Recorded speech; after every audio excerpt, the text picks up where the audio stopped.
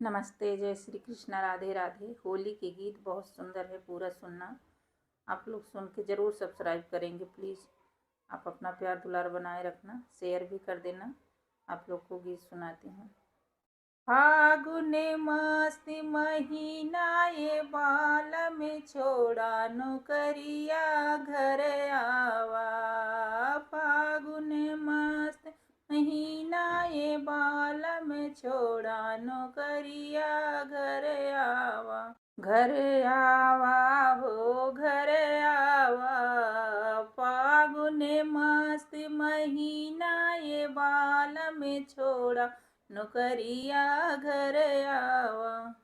एक तो छूटल मम्मी पापा, एक तो छूटल मम्मी पापा, दूजे छूटल बहिनिया, ये बाल में छोड़ा नौकरिया घर आवा।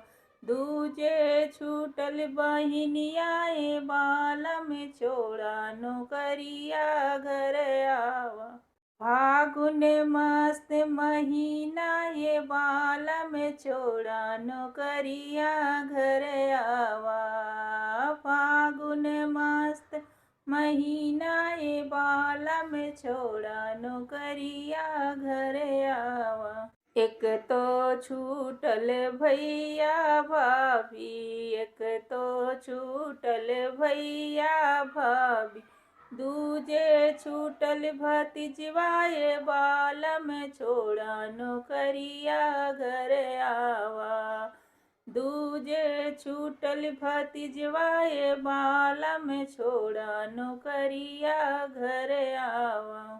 फागुन मस्त महीना, ये बाल में छोड़ा नौकरिया घर आवा। फागुन मस्त महीना, बाल में छोड़ा नौकरिया घर आवा। एक तो छूटल जन्म भूमिया, एक तो छूटल जन्म भूमि, दूजे सखिया सहेली, ये बाल में छोड़ा नौकरिया घर आवा।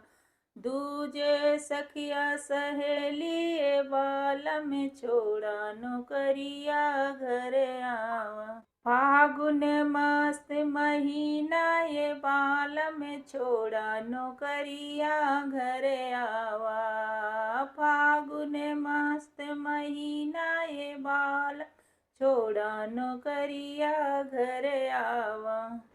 एक तो हमारी कुसमी चुनरिया, एक तो हमारी कुसमी चुनरिया, दूजे चदरिया भारी, ये बाल में छोड़ा नौकरिया घर आवा। दूजे चदरिया भारी, ये बाल में छोड़ा नौकरिया घर आवा। फागुन मस्त महीना, ये बाल में छोड़ा नौकरिया घर आवा। फागुन मस्त महीना, ये बाल छोड़ा नौकरिया घर आवा। घर आवा घर आवा। फागुन मस्त महीना, ये बाल में छोड़ा नौकरिया घर आवा।